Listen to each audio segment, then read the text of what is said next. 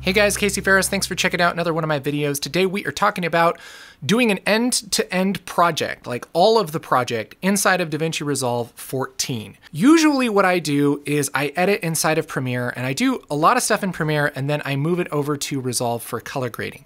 Resolve 14 has gotten a lot better in the editing world. So a lot of people are asking, and I've been wondering myself, can you just do everything inside of Resolve and not have to worry about that Premiere-ness? Well, I recently tried a hand at editing a whole project inside of Resolve, editing a vlog recorded all on GoPro of a trip that we recently went on.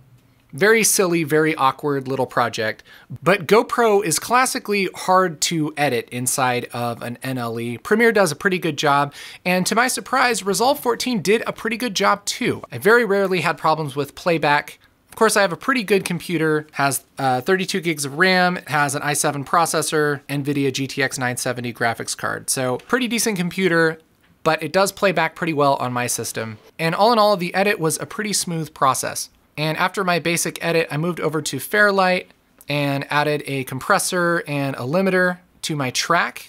I was also really excited to try the equalizer, which seemed like it worked really well, but when I ended up rendering, it had this noise that it was adding to, which I'm sure is a bug that will probably be worked out, but I didn't get to add that EQ to my track. I'm sure when they fix that, it's gonna be awesome and will be very convenient to just add those audio effects right inside of Resolve. I added some simple titles to the beginning with the title designer, which is actually pretty good. And I found myself using the trim tool a little bit more than I thought I would to kind of ripple everything down as I was cutting into the next clip.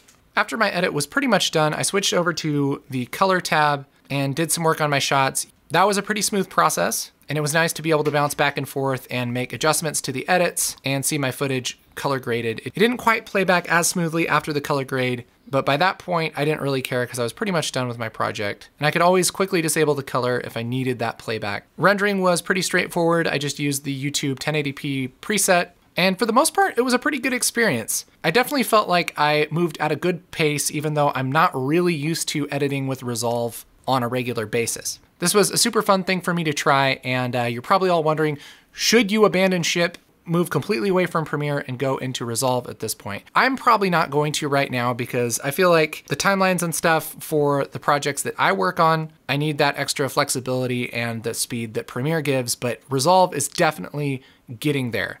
And for personal projects and stuff where you aren't on a really fast timeline, I would definitely recommend downloading Resolve and trying it out. You can download it for free, so you don't really have anything to lose. And if it doesn't work, just uninstall it. You know what I'm saying? You know what I'm saying? So download it, try it out. I had a good time, and I hope you have a good time too.